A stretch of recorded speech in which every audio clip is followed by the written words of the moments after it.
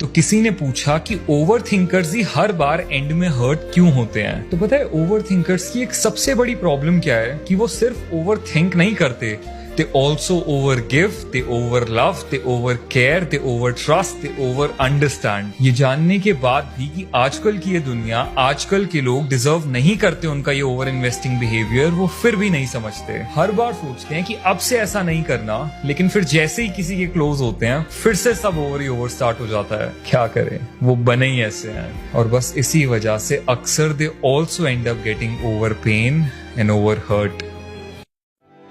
अब तुम यादों में हो, तुम्हें याद करता हूं तो मुस्कुरा देता हूं। लोग कहते हैं मुझे आगे बढ़ जाना चाहिए, जो चला जाता है वो लौट कर कभी वापस नहीं आता।